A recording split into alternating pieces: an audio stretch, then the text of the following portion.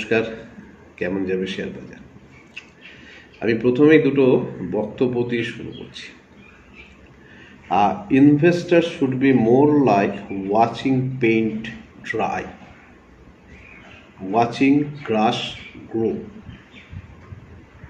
অর্থাৎ ইনভেস্টমেন্টে যখন আসবেন, ইনভেস্টাররা সবসময় ধৈর্যশীল হবেন। অর্থাৎ অনেক সময় আমরা দেখা যায় যে আমরা খুব তাড়াহুড়ো করে ফেলি। ধরুন একটা স্টক নিলাম, নিয়েই ভাবা শুরু করলাম যে এই স্টকটা কবে আমাকে 50% প্রফিট দেবে। অনেক সময় দেয়, অনেক সময় দেয় না। বেসিক্যালি ইনভেস্টমেন্টের কনসেপশনটা খুব সুন্দর একটা কনসেপশনের উপর দাঁড়ায়। সেটা হচ্ছে, সেক্ষেত্রে আরেকটা বক্তব্য রাখছি, never invest in a company without doing the homework. এই সমস্ত বক্তব্য যার, তার নাম পিটার লিঞ্চ। ইনভেস্টমেন্টের দুনিয়ায় আজকে একটা অবিসংবাদিত নাম। সারা পৃথিবীর ফান্ড ম্যানেজাররা এই পিটার লিঞ্চের কনসেপ্ট, পিটার লিঞ্চের মডেল, সেটাকে ইউজ করে চলেন। ফিডেলিটির প্রাক্তন ফান্ড ম্যানেজার এবং মাত্র 46 বছর বয়সে রিটায়ারমেন্ট করেছিলেন। সারা বিশ্বকে তিনি ঋদ্ধ করেছেন, অবশ্যই তার বিভিন্ন কনসেপশন দিয়ে। তার দুটো বই, one up on Wall Street and beating the street and learn to earn, এই দুটো বই অবশ্যই আপনাদের প্রত্যেককে আমি বলি যে যারা ইনভেস্টমেন্ট করবেন তারা অবশ্যই কিন্তু একটা পোর্টফোলিও বানানোর জন্য এই দুটো বইকে কিন্তু পড়বেন। অনেক কিছু জানতে পারবেন এবং জানার মধ্যে তো কোনো অস্বাভাবিকতা নেই বা অসুবিধা নেই। এই জানাতেই কিন্তু আসলে একটা বিরাট বড় একটা তথ্য সমৃদ্ধ একটা জগৎ আপনাদের কাছে উন্মোচিত হবে। কি সেই জগৎ? কিভাবে ইনভেস্টমেন্ট করবেন, কিভাবে পোর্টফোলিও বানাবেন। তা আমি এই পিটার লিঞ্চের উপরে বেস করেই আমার কিন্তু যে রিসার্চ অ্যানালিসিসের ক্লাস হয়, আপনারা জানেন, আমি কিন্তু একটা ইনভেস্টমেন্ট মডেল বা একটা ইনভেস্টমেন্ট পোর্টফোলিও কিন্তু এই পিটার লিঞ্চের উপরে বেস করেই কিন্তু আমি সাধারণভাবে তৈরি করে দিই, বা কীভাবে করতে হবে সেটা শেখাই আমার ছাত্রদের। একটা পার্টিকুলার স্টকে উনি বলছেন কখনো ইনভেস্টমেন্ট করবেন না, কারণ যতই আপনি পড়াশোনা করুন না কেন, যে কোনো কারণে, হয়তো কোনো ইনসাইডার প্রবলেম, কোনো একটা ভাবে তাতে ফাইন্যান্সিয়ালস প্রবলেম, বিজনেসের গ্রোথের প্রবলেম ইত্যাদি তৈরি হতেই পারে, এবং সেক্ষেত্রে যেটা হয় সেটা হচ্ছে সরাসরি সেটা অ্যাফেক্টেড হয় এবং দীর্ঘদিন ধরে কিন্তু সেই স্টকটা বিটেন ডাউন থাকে এবং তার ফলে আপনার ইনভেস্টমেন্টটা অবশ্যই কিন্তু ক্রমাগত নেগেটিভ রিটার্ন দিতে থাকে। তো উনি বলছেন এমন একটা পোর্টফোলিও বানাবেন যেখানে সব কিছু কভার আপ করা থাকে, এবং সেই পোর্টফোলিওর জন্য উনি একটা মডেল পোর্টফোলিও বানাতে হলে কি কি করতে হয়, কি কি নিতে হয়, কি কি নিতে হয় না, সেই বিষয়গুলো উনি অবশ্যই সেখানে জানিয়েছেন। তা আজকে দেখবেন জিএআরপি মেথড বলে একটা পার্টিকুলার মেথড নিয়ে আমি আমার আজকে যে ক্যাপশন আছে সেখানে কিন্তু বলেছি। এই জিএআরপি মেথডটা কিন্তু পিটার লিঞ্চের তৈরি। কি সেই মেথড? এই মেথডটা জানতে হলে আগে দুটো জিনিস আপনাদেরকে জানতে হবে। একটা হচ্ছে গ্রোথ ইনভেস্টিং কি, একটা হচ্ছে ভ্যালু ইনভেস্টিং কি। গ্রোথ ইনভেস্টিং মানে হচ্ছে, আমি ঠিক এটাকে একটুখানি অন্যভাবে ব্যাখ্যা করে দিই, খুব সুবিধা হবে বুঝতে। গ্রোথ আর ভ্যালু ইনভেস্টিং খুব একটা বড় খটোমটো কোনো বিষয় না, খুব সোজা বিষয়। আপনি একটা ক্রিকেট টিম তৈরি করবেন, তো আপনি মনে করলেন যে সমস্ত ইয়ং তুর্কিরা আছেন, তরুণ তুর্কি, তাদের নিয়ে একটা ক্রিকেট টিম তৈরি করবেন, যারা খুব ভালো খেলছে, যারা দমাদম মেরে আপনার রান তুলে দেবে। তা আপনি তাদেরকে নিয়েই একটা টিম বানালেন। এদের কোনো পাস্ট হিস্ট্রি নেই, এরা বিরাট বড় তাদের একটা কেরিয়ার আছে, একটা বিরাট বড় একটা অনেক দিন ধরে খুব ভালো ব্যাটিং করছেন বা বোলিং করছেন, সেরকম বিরাট কিছু পাস্ট হিস্ট্রি নেই, কিন্তু এরা খুব প্রমিসিং। তো এই প্রমিসিংদের নিয়ে আপনি একটা টিম তৈরি করলেন। এই টিমটা যদি পারফর্ম করে তাহলে আপনি অবশ্যই জিতবেন। গ্রোথ ইনভেস্টিংয়ে ঠিক এই কনসেপশনটাকে ইউজ করা হয়। অর্থাৎ যে সমস্ত কোম্পানি খুব প্রমিসিং কোম্পানি, আগামী দিনে খুব ভালো হতে পারে, হাই ভ্যালুয়েশনে উঠতে পারে, আজকে হয়তো একটু শুরু করছে, তারা এগোনো শুরু করেছে, তাদের উপরে ভরসা রেখে একটা পোর্টফোলিও বানালেন। সুবিধা কি, অসুবিধা কি? সুবিধা হচ্ছে এরা দুর্ধর্ষ খেলতে পারে, দুর্ধর্ষভাবে আপনাকে ম্যাচের পর ম্যাচ জিতিয়ে দিতেও পারে, আবার পুরো টিমটা কিন্তু ফেল করতে পারে, কারণ তাদের তো কোনো পাস্ট হিস্ট্রি নেই। অর্থাৎ তারা তো আপনাকে বলে আসেনি যে আমরা সব সময় দুর্ধর্ষ পারফর্ম করব। তার ফলে হলো কি, একটা হাই রিস্কের অবস্থান, প্রচুর প্রফিট হতে পারে, আবার সেখান থেকে পুরোটা চলেও যেতে পারে, সম্ভাবনা থাকে। এটা হচ্ছে গ্রোথ ইনভেস্টিংয়ের গল্প। ভ্যালু ইনভেস্টিং হচ্ছে একটু ওল্ড স্কুল থট, মানে একটু পুরনো দিনের ভালো প্লেয়াররা যারা আজকে ঠিক সেরকমভাবে খেলতে পারছেন না, তবে আস্তে আস্তে আস্তে আস্তে কিন্তু তারা মুভমেন্ট শুরু করতে পারেন এবং আজকে কিছুটা তারা আন্ডার ভ্যালুড আছেন এবং ভবিষ্যতে তারা কিন্তু আস্তে আস্তে আস্তে আস্তে আবার বেড়ে যেতে পারেন। অর্থাৎ ভালো পারফর্মার, তাদেরকে নিয়ে আমি এরা কিন্তু ভালো পারফর্মার, হিস্ট্রি আছে, সব কিছু আছে, কিন্তু তারা আজকের যা ভ্যালুয়েশন, সেই ভ্যালুয়েশন ওয়াইজ সেই সমস্ত কোম্পানিগুলো বা সেই খেলোয়াড়রা আজকে একটু কম দামে পাওয়া যাচ্ছে। তাদেরকে নিয়ে আপনি টিম বানাবেন। এই টিমটা কি করতে পারে? এই টিমটা অসাধারণ পারফরমেন্স করতেই পারে, আবার নাও করতে পারে, কিন্তু তাদের রিস্ক ফ্যাক্টরটা, যেহেতু এরা অনেকটা কম দামে পাওয়া যায় এই সমস্ত স্টকগুলোকে, তাদের ভ্যালুয়েশন ওয়াইজ তারা বেশ কিছুটা কমে থাকে, তাদের ক্ষেত্রে কিন্তু আপনার রিস্ক ফ্যাক্টরটা কম থাকবে। এটাকে বলে ভ্যালু ইনভেস্টিং। তা পিটার লিঞ্চ করলেন কি, জিএআরপি মেথডে এই দুটো একসাথে করে দিলেন। অর্থাৎ জিএআরপি মেথড মানে গ্রোথ অ্যাট রিজনেবল প্রাইস। অর্থাৎ উনি বললেন যে আমার মানে তরুণ তুর্কিদেরও লাগবে, আবার অসাধারণ সমস্ত প্লেয়ার যাদের প্রচুর ভালো ইতিহাস আছে কিন্তু তারা আজকে একটু লোয়ার পারফর্মারের, অর্থাৎ একটু নিচের দিকে তারা পারফর্ম করছেন, আমার কিন্তু তাদেরকেও লাগবে। এই দুটো কনসেপ্টকে একসাথে মেলানোর পরে হলো কি, স্টকের পারফরমেন্স অনুযায়ী সেটা খুব অসাধারণ একটা রিটার্ন দিল। যেখানে ধরুন S&P 500 প্রায় তলানিতে, হয়তো 7% 8% একটা সময় রিটার্ন দিয়েছে, পিটার লিঞ্চের কনসেপশন বা পিটার লিঞ্চের পোর্টফোলিও কিন্তু অ্যাভাব 29% একটা রিটার্ন দিয়ে এসছে, এবং 25% রিটার্ন দিয়েছে ফিডেলিটি প্রায় 25 বছর ধরে। তো এই যে এত বড় সাকসেস, এই সাকসেসটার পেছনে এই জিনিসটার অবদান কিন্তু মারাত্মক। অর্থাৎ গ্রোথ এবং ভ্যালু ইনভেস্টিং দুটোকে একত্রিত করে দিয়ে এই জিএআরপি মেথডটা দিয়ে উনি কিন্তু কাজকর্ম করা শুরু করেছেন। এবং অবধারিতভাবে এর সঙ্গে আরেকটা জিনিস আসছে, যদিও আমি আর এই ভেতরে প্রচণ্ড ডিটেলসে ঢুকছি না, উনি কিন্তু পেগ রেশিও, যেটা অর্থাৎ পি রেশিওর সাথে ইপিএস এর একটা যে গ্রোথের যে এস্টিমেটেড গ্রোথ আছে তার যে রেশিওটা, এই পেগ রেশিওটা উনি কিন্তু 1-এর তলায় সবসময় যে সমস্ত স্টক রাখছিলেন তাদের উপরে বেস করে চলছিলেন। অর্থাৎ খুব বেশি ওভার ভ্যালুড স্টকের দিকে কিন্তু উনি দৌড়ননি। এনিওয়ে, সেটা বিষয় নয়। বিষয়টা হচ্ছে যে এই যে অ্যাপ্রোচ, অর্থাৎ ইনভেস্টমেন্টের অ্যাপ্রোচ, এই ইনভেস্টমেন্টের অ্যাপ্রোচ দিয়ে উনি কি বললেন, এবং আমি সেটাকে জাস্ট আমি কয়েকটা বিষয় আপনাদের সামনে তুলে ধরছি। উনি মূলত 6টা ক্যাটাগরিতে উনি ওনার ইনভেস্টমেন্ট কনসেপশনটাকে ইউজ করলেন, এবং সবচেয়ে মজার কথা, পুরোটাই কিন্তু উনি রেভিনিউ মডেল দিয়ে কিন্তু ব্যাখ্যা করেছেন। অর্থাৎ একটা স্টক, একটা পার্টিকুলার কোম্পানি কতটা আর্নিংস করে তার উপরে বেস করে কিন্তু উনি এই হিসেবটা করেছেন। উনি যে 6টা ক্যাটাগরিতে ক্যাটাগরাইজ করেছেন তার মধ্যে প্রথমেই আছে ফাস্ট গ্রোয়ার্স, গ্রোথ ইনভেস্টিংয়ের দিকে। অর্থাৎ যে সমস্ত স্টকগুলো অবশ্যই কিন্তু দুর্ধর্ষ আপনার পারফরমেন্স দিচ্ছে, মোটামুটি 25%-এর অ্যাভাব, 25% থেকে 45% যারা সিএজিআর গ্রোথ দিচ্ছে, অর্থাৎ কম্পাউন্ডেড অ্যানুয়াল গ্রোথ রেট, এই সিএজিআর গ্রোথ যারা দিচ্ছে তাদেরকে উনি কিন্তু প্রথমে এই ক্যাটাগরিতে ফেলেছেন।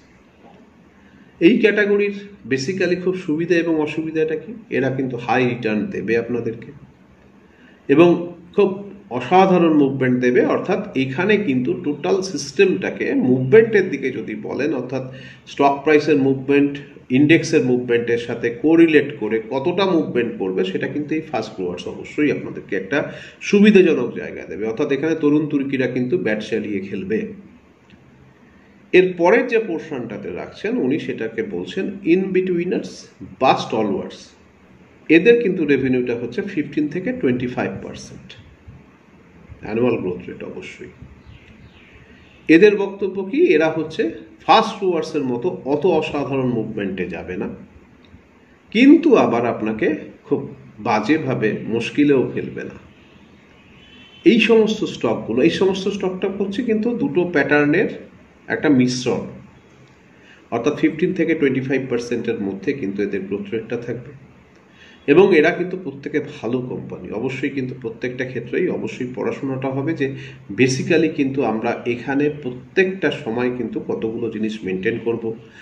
যেমন ধরুন ডেট টু ইকুইটি রেশিও খুব লোয়ার সাইডে থাকবে, ইনস্টিটিউশনাল হোল্ডিং খুব একটু লোয়ার সাইডে থাকবে, বিভিন্ন সময় যেগুলো প্রমোটার্স প্লেজিং হয় সেটা একটু লোয়ার সাইডে থাকবে, বিভিন্নভাবে আমরা তাদেরকে ব্যালেন্স শিট অ্যানালিসিস বা স্টকের যে সমস্ত আমাদের রেশিও অ্যানালিসিস এগুলো সব কটাকে আমরা সঠিকভাবে দেখব। এই সমস্ত জিনিসপত্র এগুলো সবকটা স্টকের ক্ষেত্রেই কিন্তু মেনে চলতে হবে।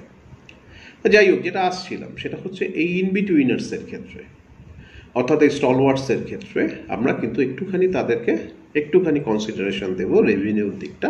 কিন্তু তারা খুব ভালো স্টক হতে হবে এবং এই রেভিনিউটা মোটামুটিভাবে একটা লেভেল অবধি যখন উঠে আসবে তখন কিন্তু এদের এখানে প্রফিট বুকিংটাও আমরা করব।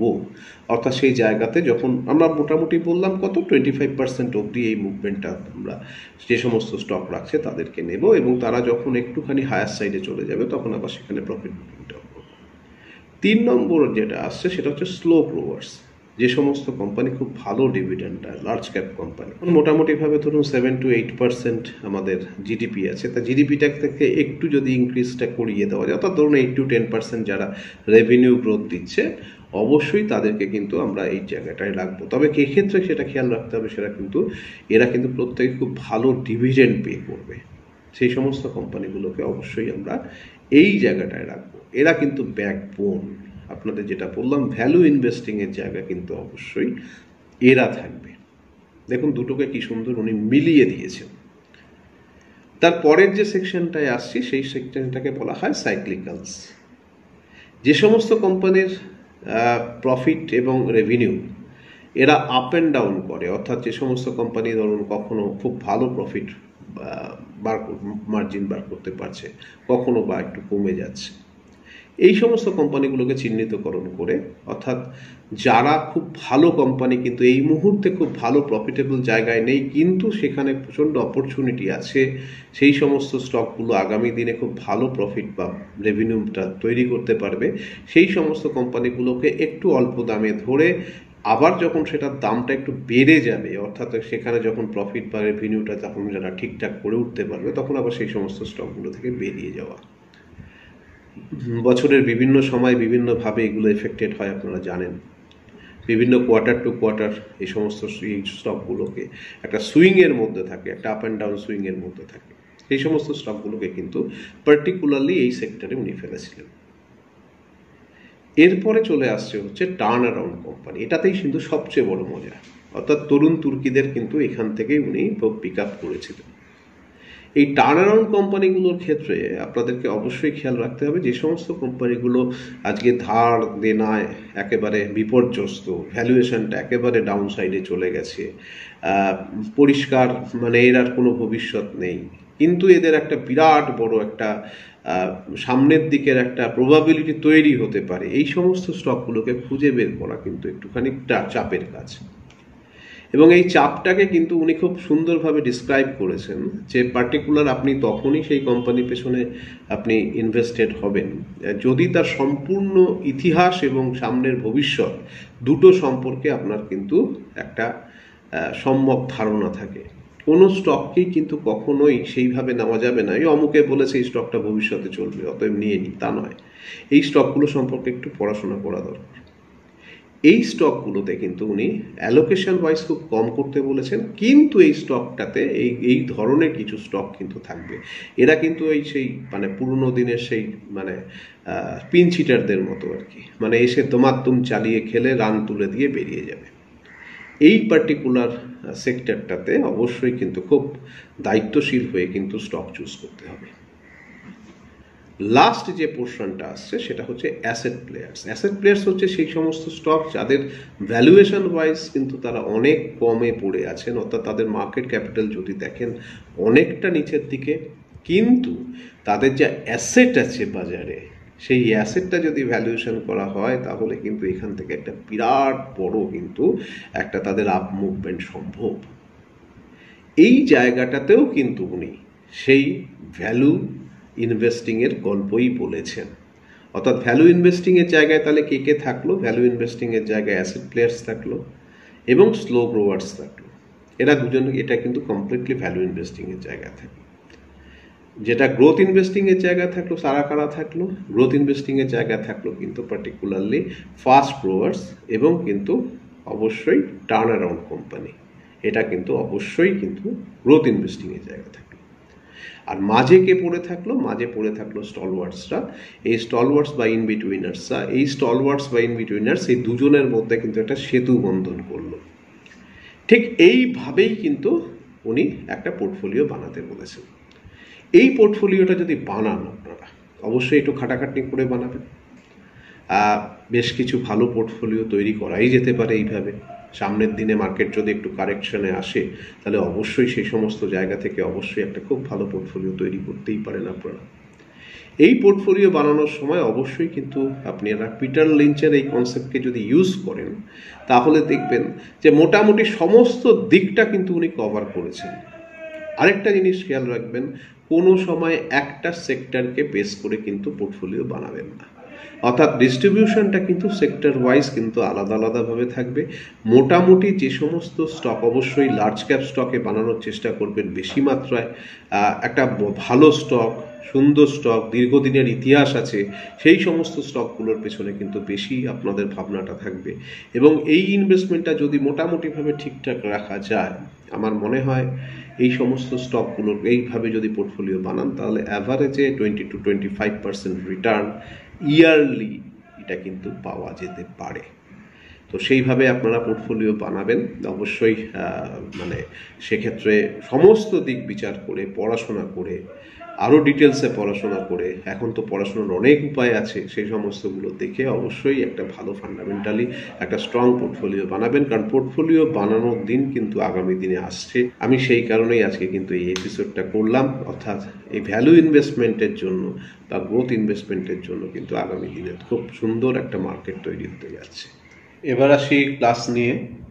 ক্লাস আগামী 12 তারিখ, 12ই মে শুরু হচ্ছে রিসার্চ অ্যানালিসিসের ক্লাস। এর পরের যেটা সেপ্টেম্বর মাসের রিসার্চ অ্যানালিসিসের ক্লাসের রেজিস্ট্রেশন চলছে ফুল দমে। আর রেজিস্ট্রেশনের যে অবস্থা তাতে মনে হয় না খুব বেশি দিন আর থাকবে। তো মোটামুটি প্রায় 70% কমপ্লিট হয়ে গেছে। আপনারা যারা এখনও রেজিস্ট্রেশন করেননি, রিসার্চ অ্যানালিসিসে একটা জিনিস আপনাদেরকে ক্লিয়ার করি, সেটা হচ্ছে দেখুন, প্রাইস মেকানিজম বা টেকনিক্যাল অ্যানালিসিস বা ফান্ডামেন্টাল অ্যানালিসিস যেটাই বলুন না কেন, সেটা না শিখে শেয়ার বাজারে ইনভেস্টমেন্ট করা যাবে না। অনেকেই আমার কাছে প্রশ্ন করেন, আজকে সকালেও একজন ভদ্রলোক বললেন যে স্যার আমি যদি মানে এই যে ধরুন সেপ্টেম্বর মাস অবধি তো একটা সময়, এই সময়ে তো যদি ইনভেস্টমেন্ট করতে হয় তাহলে আপনার কি কি সার্ভিস আছে সেগুলো যদি জানান। তা আমি তাকে সমস্তভাবে তাকে বোঝালাম যে দেখুন, বেসিক্যালি ধরুন আমার কাছ থেকে আপনি একটা যে কোনো কিছু কল কিনবেন বা নেবেন, বা আপনি সেটা থেকে ইনভেস্টমেন্ট করবেন, একটা গাইডেন্স নেবেন, সব ঠিক আছে, কিন্তু যতক্ষণ অবধি আপনি নিজে আপনার কাজটার প্রতি কনফিডেন্ট না হচ্ছেন ততক্ষণ পর্যন্ত কিন্তু কোনোভাবে আপনি কিন্তু মানে চিরকালীন একটা প্রফিট বা চিরকালীন এটাকে সম্বল করে বেঁচে থাকা, শেয়ার বাজারকে বেস করে আমরা যেটা বলছি যে সেটা হচ্ছে যে সারা জীবনের একটা উপার্জনের পথ, এটা এইভাবে বেঁচে থাকাটা কিন্তু সম্ভব নয়। সেক্ষেত্রে অবশ্যই আপনাদেরকে কিন্তু শিখতে হবে। তা শেখাটা এখন সেপ্টেম্বর মাসেই হোক বা ডিসেম্বর মাসেই হোক সেটা বিষয় নয়। বিষয়টা হচ্ছে আপনাকে ওয়েট করতে হবে, শিখতে হবে, সংযমী হতে হবে এবং কাজ করতে হবে। কাজ করে খুব সাকসেসফুলি কাজ করতে হবে। আমার যারা ছাত্রছাত্রী আছেন যারা খুব সাকসেসফুলি কাজ করছেন, তারা কিন্তু কেউ আমার কাছ থেকে কোনো রকম সার্ভিস নেন না বা কিছু করেন না।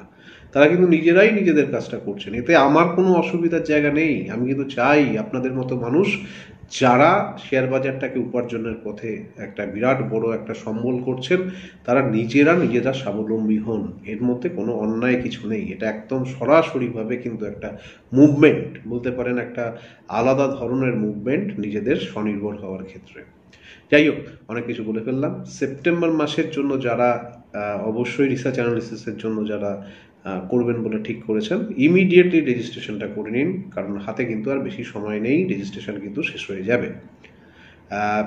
জুন মাসের তো অলরেডি আপনারা জানেন ডেরিভেটিভের অনলাইন ক্লাস, ওটা তো অলরেডি কমপ্লিট হয়ে গেছে, ও একটা মোটামুটিভাবে পুরো কমপ্লিট, আর কোনো জায়গা কোথাও নেই, সেটাও বন্ধ করে দেওয়া হয়েছে দীর্ঘদিন। যেটা অফলাইন শুরু হচ্ছে জুলাই মাসে ডেরিভেটিভের, আমি রিসার্চ অ্যানালিসিসে কোনো অফলাইন করাই না, তো সেটার জন্য যারা আগ্রহী, আর একটা কি দুটো সিট আছে, যদি দুটো সিট ফুলফিল হয়ে যায় তাহলে সঙ্গে সঙ্গে বন্ধ করে দেবো, সেক্ষেত্রে আবার নতুন করে নোটিফিকেশান দেওয়ার কোনো জায়গাই নেই। তো যারা আগ্রহী অফলাইনে ডেরিভেটিভটা করবেন সামনাসামনি বসে, তারা ইমিডিয়েটলি, দুটো সিট আছে, ইমিডিয়েটলি কিন্তু তারা যোগাযোগ করতে পারেন। এরপরে কিন্তু অফলাইনের আর কোনো মানে আপনাদের যে আগ্রহ বা আপনারা যে রিকোয়েস্ট করবেন সেটা নেওয়া যাবে না। এই গেল ক্লাস সার্ভিস। ডেরিভেটিভের আমার একটা ডেরিভেটিভ ক্লাব আছে, এখন ইতিমধ্যে সকলেই জেনে গেছেন।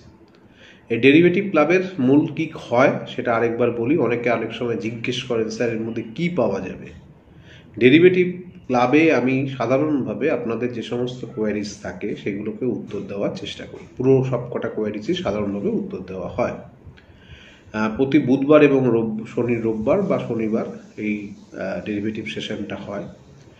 এখানে মার্কেট সম্পর্কে কি আমার কনসেপ্ট রয়েছে, বাজার কোথা থেকে কোথায় যেতে পারে, যারা নিফটিতে কাজ করছেন, যারা ব্যাংক নিফটিতে কাজ করছেন, ফিনান্সিয়াল নিফটিতে কাজ করছেন, তারা কিভাবে বাজারটাকে অ্যানালিসিস করবেন, এবং সেইভাবে কোথায় কি কারণে আমি বাজারের সম্পর্কে এই ধরনের ভাবনাগুলো দিচ্ছি সেটা নিয়ে আমি ডিটেলসে আলোচনা করি। যেমন ধরুন, আমি গত সপ্তাহ যদি আমি ডেরিভেটিভ ক্লাবের একটা ভিডিওর কথা বলি, আমি পরিষ্কার দেখতে পাচ্ছিলাম যে 22,800-র উপরে বাজার কিন্তু দাঁড়ানো ভীষণ মুশকিল আছে। 22,850 আমাদের কাছে একটা বিরাট বড় একটা চ্যালেঞ্জ ছিল। কেন চ্যালেঞ্জ ছিল, কি কারণে চ্যালেঞ্জ ছিল, সেটা সম্পর্কে আলোচনা আমি পরবর্তীকালে আমার যে নিফটি সেগমেন্টে আমি করব। তো এই চ্যালেঞ্জটা থেকে কিন্তু সেটা সরাসরিভাবে ইন্ট্রাডেতেই প্রায় 350 অবধি কিন্তু বাজার পড়ল। তো এই যে ঘটনাটা, ধরুন এই 450 পয়েন্টের একটা র্যালি নিফটি নিচের দিকে দিল, এটার কি হওয়ার কথা ছিল? হ্যাঁ, 100 বার হওয়ার কথা ছিল। আগামী দিনে বাজারের কি হবে সেটাও ডেরিভেটিভ ক্লাবে যুক্তি সহকারে আমি কিন্তু সেগুলো সেরকমভাবেই বলতে থাকি।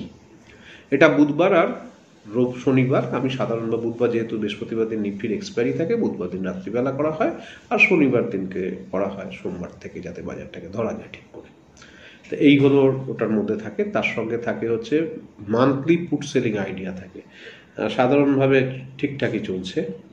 পুট সেলিং আইডিয়াতে যারা বাজারকে খুব একটা বেশি সময় দিতে পারেন না, তাদের ক্ষেত্রে ভীষণ সুবিধাজনক জায়গা। সেটা হচ্ছে মাসের জন্য একটা পুট সেল করে বসে থাকা, তার শুধু এক্সারসাইজিং এবিলিটিটা থাকতে হয় এবং তারপরে সেখান থেকে প্রফিটটা নিতে হয়। মান্থলি 2%, 3% আরামসে চলে আসে। তো সেরকম একটা সম্ভাবনা তৈরি হয়, সেটা থাকে তার মধ্যে। এছাড়াও থাকে হচ্ছে জিরো ডিটিতে সাধারণভাবে যদি কখনো কোনো এরকম অবস্থান তৈরি হয়, একটা বড় হিউজ মুভমেন্টের সম্ভাবনা তৈরি হয়, সেক্ষেত্রে যদি সেটা থাকে, সেটা উইদিন দ্য ডে সেটা ক্লিয়ার হয়ে যায়, একটু হাই রিস্ক বিষয় থাকে, সেটা থাকে। আর থাকে দুটো করে, আমি দুটো চারটে আমি সাধারণভাবে মানে স্টকের আইডিয়া দিই, যেগুলোর ক্ষেত্রে আগামী 2-3 দিনের মধ্যে যেগুলোর মুভমেন্টের সম্ভাবনা থাকে, সেগুলোর ফলো আপও বিভিন্ন সময় বাজার চলাকালীন দিতে হয়। এইটা থাকে ডেরিভেটিভ ক্লাব। ডেরিভেটিভ ক্লাবে যারা আগ্রহী তারা অবশ্যই ডেরিভেটিভ ক্লাবে যোগাযোগ করতে পারেন। নিফটি অপশান যারা কেনা এবং বেচা দুটো করেন, অর্থাৎ শুধুমাত্র কল কিনলাম পুট কিনলাম নয়, কল কেনা এবং বেচা এই দুটো নিয়ে যারা কাজ করেন, অর্থাৎ যাদের ক্যাপিটালটা একটু ভালো, অবশ্যই এখন তো আপনারা লটটা অনেক কমিয়ে দিয়েছে, তাই যে পয়সাটা অনেক কম লাগছে।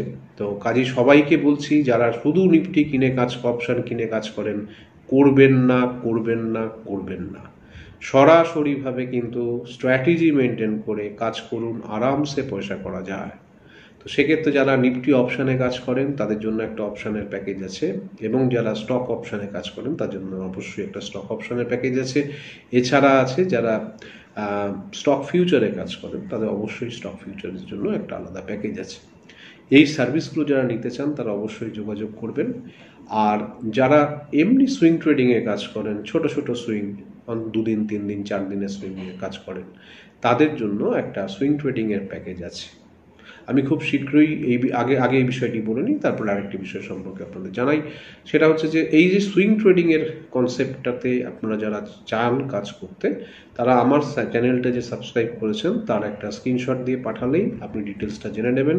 সারা বছরের জন্য একটা সাবস্ক্রিপশান থাকে, সামান্য সাবস্ক্রিপশান থাকে, সেটা দিলে পরেই অবশ্যই কিন্তু সেই সুইং ট্রেডিংয়ের কল পাবেন। প্রতি সপ্তাহে 4টে করে কল তৈরি হয়, এবং 2টো ভিডিও থাকে, একটা সোমবার দিন দেওয়া হয়, একটা বৃহস্পতিবার দিন দেওয়া হয়। এই 2টো ভিডিওতে মার্কেট সম্পর্কে কি আউটলুক আছে সেটাও থাকে। এরমভাবে একটা টোটাল সিস্টেম ডেভেলপ করা হয়েছে। এটা দীর্ঘদিন ধরে চলছে, আপনারা প্রত্যেকেই জানেন এবং অনেকেই এর মধ্যে আছেন।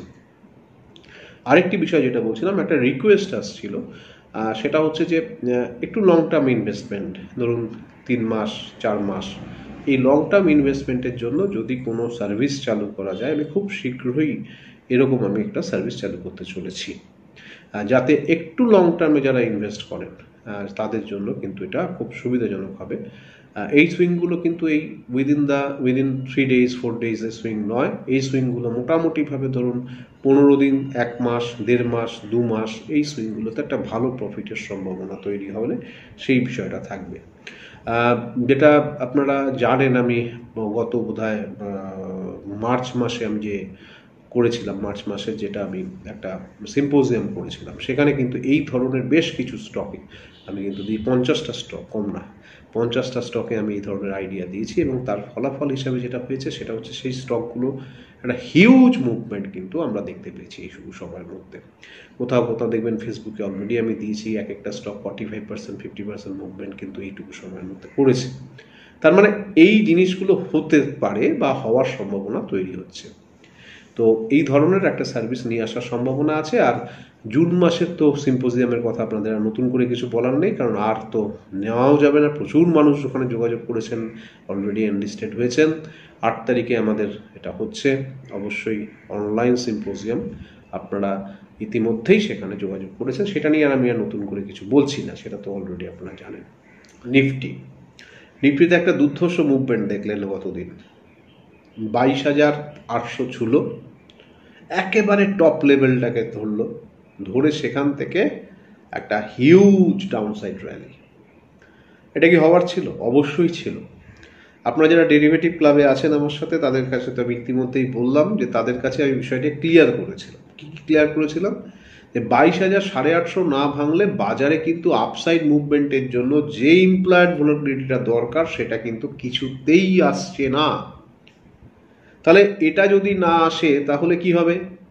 ডাউন সাইডটা ভীষণ ভালনারেবল লাগছিল, যে কোনো মুভমেন্ট একটা উইথ হিউজ ভোলাটিলিটি নিচের দিকে পড়বে। তাহলে নিচের দিকে যদি পড়ে, তাহলে সেক্ষেত্রে যেটা হওয়ার হলো সেটা হলো, যে মুহূর্তে নিচে পড়া শুরু হলো, দুম দুম করে তাসের ঘরের মতো প্রত্যেকটা সাপোর্ট ভাঙতে ভাঙতে নিচে নামছে। এই র্যালিটাকে কিন্তু আমি একটু গুরুত্ব দিয়ে ভাবছি। কেন গুরুত্ব দিয়ে ভাবছি? আপসাইড ছুঁয়েছে কিন্তু সেখানে রাখতে পারছে না, কন্টিনিউয়াসলি চেষ্টা করছে। একবার 700 থেকে ঘুরে এলো, একবার 800 থেকে ঘুরে এলো, আবার 800 থেকে ঘুরে এলো। তার মানে বিষয়গুলো দাঁড়াচ্ছে আপার লেভেলে হিউজ সেলিং আসছে।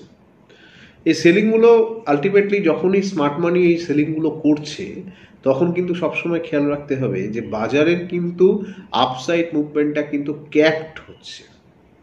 এই মুভমেন্টটা কখন আবার ঠিকঠাকভাবে একদম জাস্টিফাইড হবে বা আপসাইডে মুভমেন্টে যাবে? যখন দেখবেন 23,050 ক্রস করে এগোতে পারছে। যদি সেটা না পারে তাহলে পরে বাজারে কিন্তু আপাতত আপসাইড মুভমেন্টটা কিন্তু আর যাওয়ার সম্ভাবনা থাকছে না।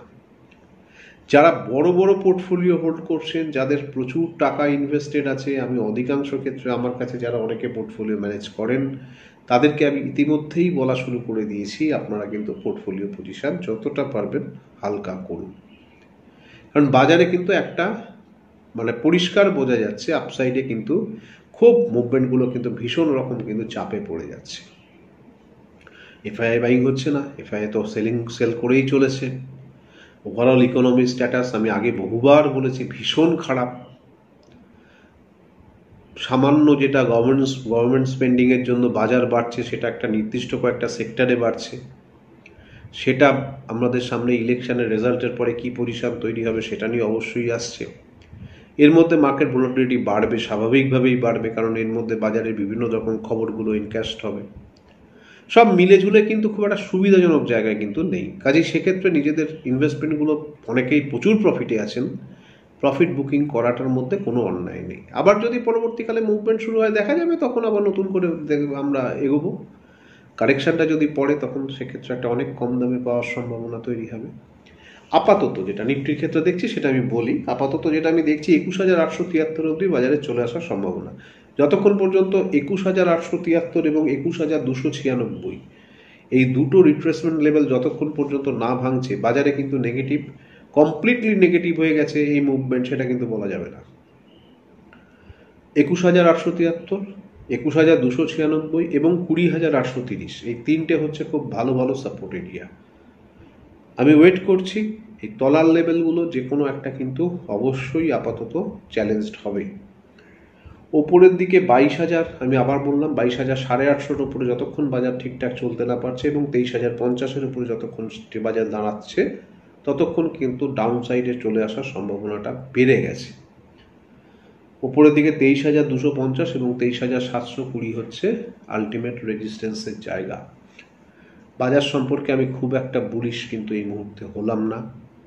আমার আগের যে টার্গেটটা ছিল অর্থাৎ 24,000-এর টার্গেট, 23,000-এই কি খতম হয়ে যাবে দেখতে হবে এবার, কারণ বাজার কিন্তু উপরে প্রচণ্ড চাপে পড়ছে। আমি গত কয়েকটা ভিডিওতে বলেছিলাম যে বাজার উপর দিকে উঠলেই কিন্তু প্রচুর সেলার তৈরি হয়ে যাচ্ছে।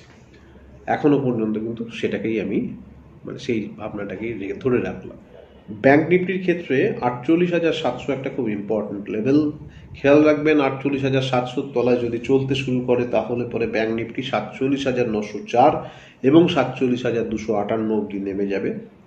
ওপরের দিকে কিন্তু আপাতত যে জায়গায় আছে 48,923 অর্থাৎ 49,000-এর গায়ে, এখান থেকে 50,000 অবধি মার্কেটের র্যালি করা ব্যাংক নিফটির পক্ষে একটু কঠিন হলেও সম্ভব যদি 48,700টা ইনট্যাক্ট থেকে যায়।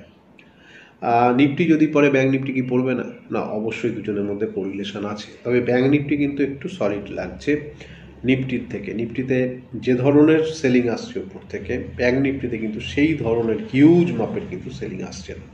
এবার চলে আসি আমার পোর্টফোলিও। আমার পোর্টফোলিওতে আজকে আমি 3টে স্টক নেব। 1 নম্বর স্টকটা হচ্ছে ডক্টর রেড্ডি, 6,349 টাকার দাম আছে। আমি স্টপ লস মেনটেন করবো 6,180, টার্গেট আমার থাকবে 6,420 এবং 6,504।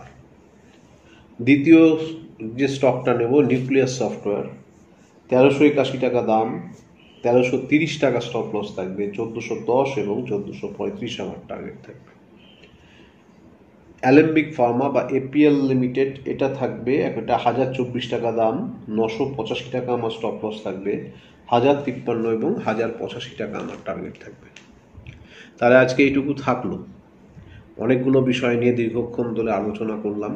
আশা করি আপনাদের কিছুটা উপকারে আসলে আমিও আনন্দিত হব। আবার নেক্সট ইস্যুতে দেখা হবে। ভোটের রেজাল্ট, ভোটের গরম, সব কিছু ভীষণ ভীষণ ভীষণ ভীষণ রকম আসছে। তো আসুক, আমরা স্টক মার্কেটে সব কিছু অ্যান্টিসিপেট করি, তারপর ডিসকাউন্টও করি। সেই অ্যান্টিসিপেট এবং ডিসকাউন্টের মধ্যেই কিন্তু আসল খেলাটা লুকিয়ে থাকে। তা সকলে ভালো থাকবেন, ভীষণ ভালো থাকবেন এবং আগামী দিনে আবার দেখা হবে। নমস্কার।